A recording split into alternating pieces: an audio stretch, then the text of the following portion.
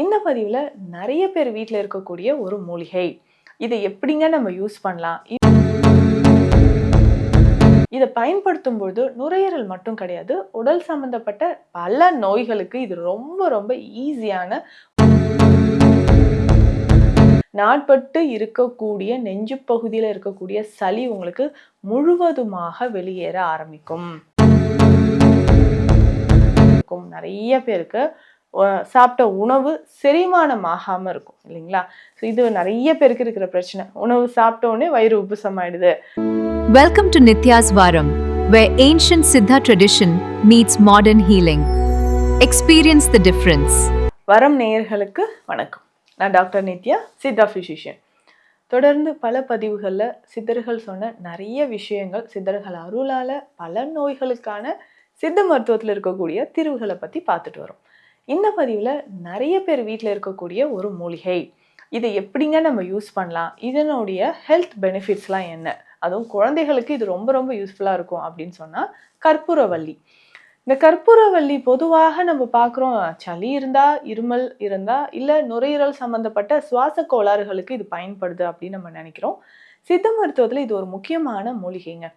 இதை பயன்படுத்தும் பொழுது நுரையீரல் மட்டும் கிடையாது, உடல் சம்மந்தப்பட்ட பல நோய்களுக்கு இது ரொம்ப ரொம்ப ஈஸியான ஒரு சொல்யூஷனை கொடுக்குதுன்னு சொல்லலாம். நம்ம வீட்லேயே அழகாக இதை வளர்க்கலாம். எப்படி நம்ம துளசி வளர்க்குறோமோ அதே மாதிரி கற்பூரவள்ளி நல்ல ஒரு நறுமணம் இருக்கக்கூடிய ஒரு மூலிகை. கற்பூர மனம் இதில் தெரியும். ஸோ அதனால தான் இது கற்பூரவள்ளி அப்படின்னே பெயர் வந்துச்சு. பொதுவாக நமக்கு சளி, இருமல், ஆஸ்மா, நெஞ்சு பகுதியில் நிறைய பேருக்கு கோழைக்கட்டு இருக்கும். நெஞ்சுக்கு உள்ள இறுகிய சளி.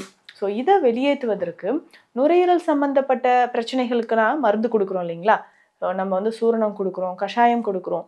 ஸோ இதில் எல்லாமே இந்த கற்பூரவள்ளி இலை சாறில் கலந்து கொடுக்கறது தான் சித்த மருத்துவத்தில் ஈஸியாக அந்த நுரையீரல் பிரச்சனையை சரி செய்யறதுக்கான வழிமுறை. இதில் தாலிசாதி சூரணம் அப்படின்ற ஒரு மருந்து இருக்குங்க. ஸோ தாலிசாதி சூரணம் இதில் இருக்கக்கூடிய மூலிகைகள் எல்லாமே பெஸ்ட் எக்ஸ்பர்டோரண்ட், அதாவது நுரையீரலில் இருக்கக்கூடிய கழிவுகளை வெளியேற்றக்கூடிய மூலிகைகள். இந்த சூரணத்தை கற்பூரவள்ளி இலை சாறில் கலந்து எடுத்துக்கும் பொழுது எவ்வளவு நாட்பட்டு இருக்கக்கூடிய நுரையீரல் பிரச்சனையும் நமக்கு சரியாக ஆரம்பிக்கும். இப்போ பார்த்தீங்கன்னா இந்த கற்பூரவள்ளி இலை சாறாக நம்ம குடிக்கும் பொழுதும் நிறைய பலன்கள் இருக்கு. இந்த தாலிசாதி சூரணத்தோடு சேர்த்து நீங்கள் சாப்பிடும்பொழுதும் நிறைய பலன்கள் நமக்கு கிடைக்குது.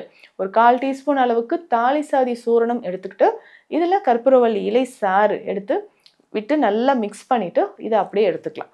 ஸோ இதை குடிக்கும் பொழுது ஒரு 1/4 டம்ளர் அளவுக்கு கற்பூரவள்ளி இலை சாறில் ஒரு 1/4 டீஸ்பூன் அளவுக்கு தாலிசாதி சூரணம் போட்டு மிக்ஸ் பண்ணி இதை குடிக்கலாம். காலை இரவு 2 வேளையும் உணவு எடுத்த பிறகு. இப்படி குடிக்கும்பொழுது நாட்பட்டு இருக்கக்கூடிய நெஞ்சு பகுதியில் இருக்கக்கூடிய சளி உங்களுக்கு முழுவதுமாக வெளியேற ஆரம்பிக்கும். ஸோ நமக்கு நுரையீரல் பிரச்சனை இல்லைங்க, நான் அடிக்கடி பஃப் யூஸ் பண்ணுறேன் அப்படின்னு சொல்கிறீங்களா? கவலையே வேண்டாம். நீங்கள் நல்ல ஒரு சுவாசம் பெறணும், இயற்கையான முறையில் நல்ல ஒரு சுவாசம் உங்களுக்கு தேவைன்னா இந்த கற்பூரவள்ளி இலை சாறு நமக்கு பயன்படுது. அதோடு சேர்த்து இந்த கிட்ஸுக்கு கொடுக்கும்பொழுது, குழந்தைகளுக்கு நம்ம கொடுக்கும்பொழுதும் பார்த்தீங்கன்னா சித்த மருத்துவத்தில் கற்பூராதி சூரணம் அப்படின்னு ஒரு மருந்து இருக்குங்க. இந்த கற்பூராதி சூரணமும் நம்ம கற்பூரவள்ளி இலை சாறில் கலந்து நம்ம கொடுக்கலாம். ஸோ இந்த கற்பூராதி சூரணம் ஒரு 1/4 டீஸ்பூன், கற்பூரவள்ளி இலை சாறு எடுத்து அதில் நல்லா மிக்ஸ் பண்ணிக்கோங்க. குழந்தைகளுக்கு எவ்வளோ கொடுக்கலாம்னா அதே மாதிரி இந்த கற்பூராதி சூரணம் 1/4 டீஸ்பூன் எடுத்துக்கணும். கற்பூரவள்ளி இலை சாரும் அதில் கொஞ்சமாக நமக்கு எவ்வளோ தேவையோ விட்டு நல்லா மிக்ஸ் பண்ணி குழந்தைகளுக்கு ஒரு நாளைக்கு 2 வேளை கொடுக்கலாம். இப்படி கொடுத்துக்கிட்டே வரும்பொழுது அடிக்கடி நெஞ்சு சளி இருக்கு, சளி இருக்கிறதுனால உணவு எடுத்த உடனே வாந்தி எடுத்துடுறாங்க, இந்த மாதிரியான கம்ப்ளைண்ட்ஸ் நிறைய பேருக்கு இருக்கும். இதை சரி செய்யறதுக்கு நம்ம கற்பூரவள்ளி இலை சாறு பயன்படுது. ரெகுலராக இதை நீங்கள் குழந்தைகளுக்கு ஒரு 5லிருந்து ஒரு 10 நாட்கள் கொடுக்கும் பொழுதே நுரையீரல் சம்பந்தப்பட்ட பிரச்சனைகள் நல்லாவே குறைய ஆரம்பிச்சிருங்க.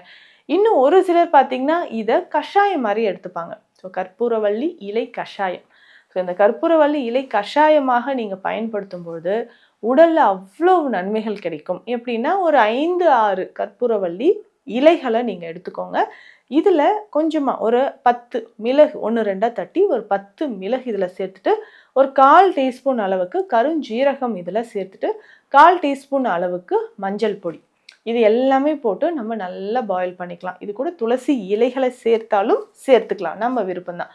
ஏன்னா இன்னும் நமக்கு கூடுதலாக நல்ல ஒரு பவர் கிடைக்கணும் இல்லையா? ஸோ ரொம்ப நாளாக இருக்கக்கூடிய அந்த சளி தொந்தரவு வெளியேறணும்னா தாராளமாக இந்த கற்பூரவல்லியை நீங்கள் எடுத்துக்கலாம். ஸோ ரெகுலராக இந்த கற்பூரவல்லி கஷாயத்தை நீங்கள் பயன்படுத்திக்கிட்டே வரும்பொழுது நம்ம உடல் நெஞ்சு பகுதியில் இருக்கக்கூடிய சளி தொந்தரவு கட்டாயமாக கொஞ்சம் கொஞ்சமாக வெளியேற ஆரம்பிச்சிடும்.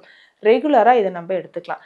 இதை தாண்டி நம்ம உடல்ல எங்கேயாவது ரத்தக்கட்டு, நரம்பு சம்பந்தப்பட்ட பிரச்சனைகள் இருக்கு அப்படின்னா, ரத்தக்கட்டி அந்த இடத்துல நல்ல சிவப்பு நிறத்துல ரத்தம் கட்டி அப்புறம் பிளாக்கா மாறிடுச்சு, அடிப்பட்ட வீக்கம் இருக்கு அப்படின்னு சொல்லும்போது இந்த கற்பூரவல்லி இலை சாறு நமக்கு பயன்படுது.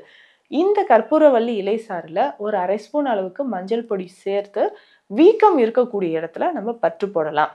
ஸோ அந்த சாரோட மஞ்சள் பொடியை கலந்து வீக்கம் இருக்கக்கூடிய இடத்துல நம்ம பற்று போட்டுக்கிட்டே வரும்போது வீக்கம் நமக்கு கொஞ்சம் கொஞ்சமாக குறைய ஆரம்பிச்சிடும்.